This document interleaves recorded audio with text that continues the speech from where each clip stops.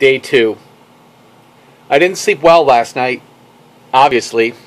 Got about 2 hours of sleep if I was lucky. I spent most of the night protecting Molly and our property. Throughout the night I kept myself busy.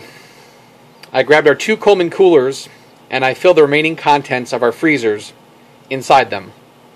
I had 2 large bags of ice that I had stored in my deep freezer, opened them up and used them as well. I also scraped the inside of our 2 freezers and got whatever ice I could from the sides to help protect our food. It was a short-term fix. I knew it wasn't permanent, but it would have to do for now. Any remaining food that could not go bad, I pulled out and thawed. Molly woke up, headed downstairs, turned on the coffee pot and the stove. I laughed and told her, "Honey, the power's still off." And she said, "Yeah, I know. Force of habit, I guess." I said, "Don't worry. We'll make ourselves some peanut butter and jelly sandwiches. Like a camping breakfast," I said. Breakfast of champions. I said, "Our main priority today is to check on our preps and check on our neighbors." So we did so. After breakfast, we headed downstairs to the basement. We checked on my preps. Molly wasn't a big fan of me prepping. She didn't like the fact that I spent money on buying food, supplies, water, what have you. I always told her it was better to be prepared and safe than sorry.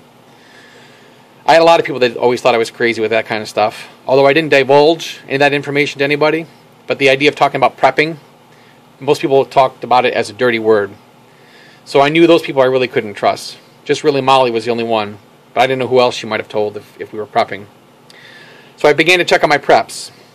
I had 20 cans of bush beans, 20 cans of tuna, another 20 cans of Hormel chili.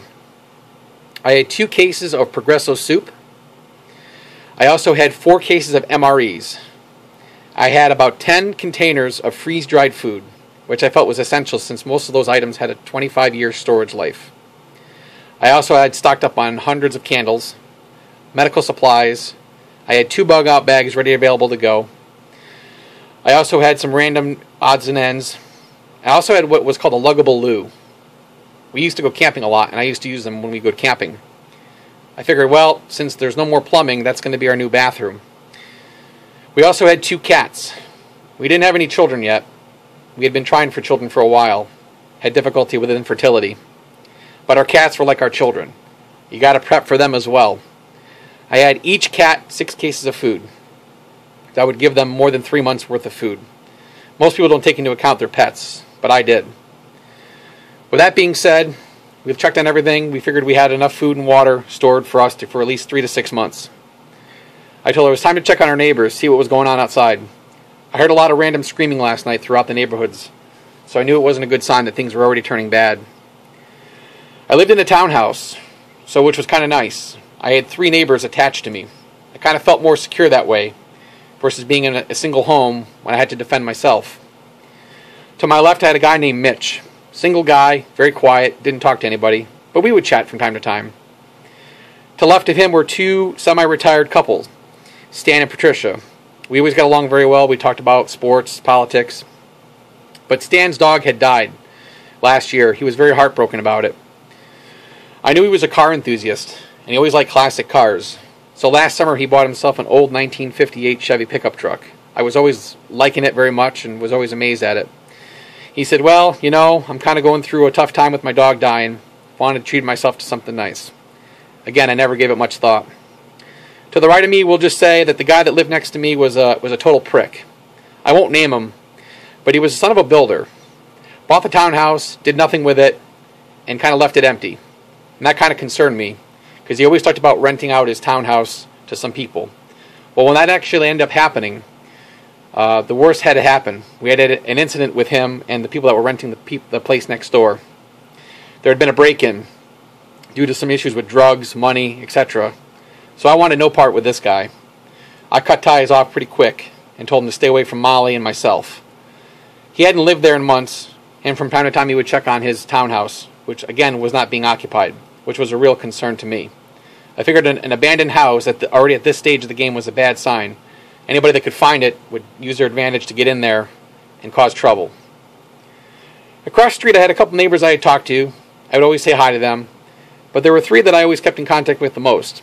There was Mrs. Robinson, the lady that lived on the end. She was the know-it-all, the busybody. She got to know everyone's business. But again, she was someone I always took care of her yard, helped her out when she needed stuff from time to time. Next to her were two women that lived together. They were a couple, Mariah and Gwen. I used to tease Mariah a lot. She was a divorced mother. She had an older son.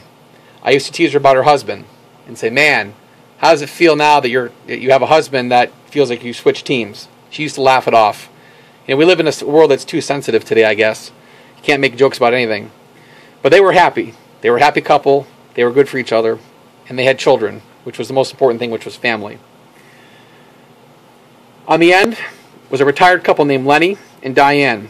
They were good people that I liked. Lenny was formerly in the military and retired and was dealing with cancer. I used to cut his grass weekly, and we would talk about the Yankees, Red Sox, and sports like that. I knew he owned a couple firearms.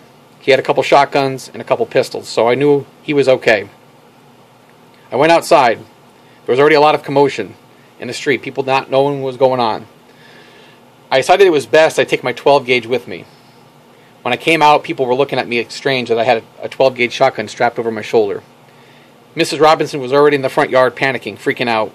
She said, the end is coming, the end is coming. I don't know what to do. I don't know what to do. I ignored her. I saw Mitch. I said, hey, do you know what's going on? He says, no, I don't. I said, well, I'll tell you what's going on. It's an EMP attack. The grid is down. You can't get into your cars, you can't do anything.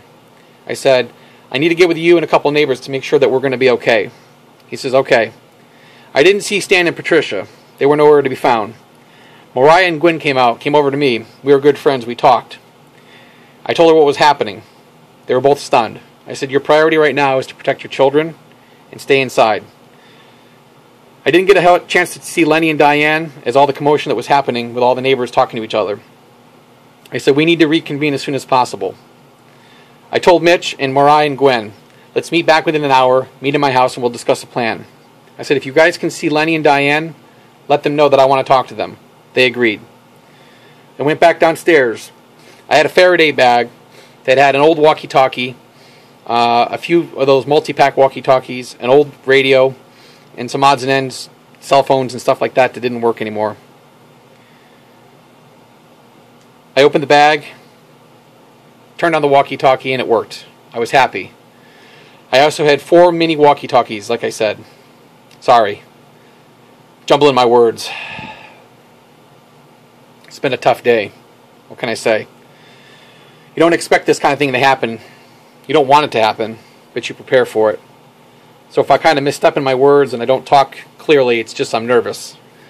I'm nervous for my family, for my neighbors. I want to make sure that we survive this.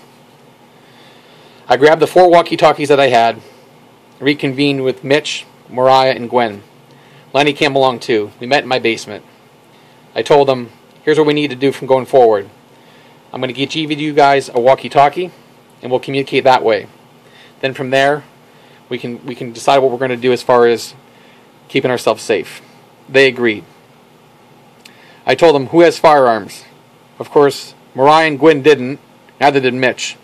Dennis said he had a couple shotguns, like I stated, and a couple pistols with a couple hundred rounds of each. He was fine. Mitch and Gwen and Mariah had never fired a firearm before. I said, oh boy, this is going to be ugly. Well, I had to do what I had to do.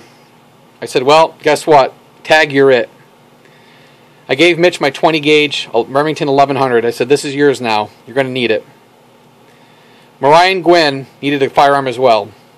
I didn't want to really give up any more of my firearms, but I had no choice. So I decided to give them my 22 mag hunting rifle, which was passed on to me by my father-in-law. I gave them a couple hundred rounds of the 22 mag ammo. I had over 5,000 rounds of 22 mag. I told them I have more where that comes from, but for now, a couple hundred rounds should keep you guys safe. They agreed. I also gave Mitch the same, a couple hundred rounds of buckshot and slug. Gave them a quick lesson on how to use each firearm and told them, for now, this is your best way of protection.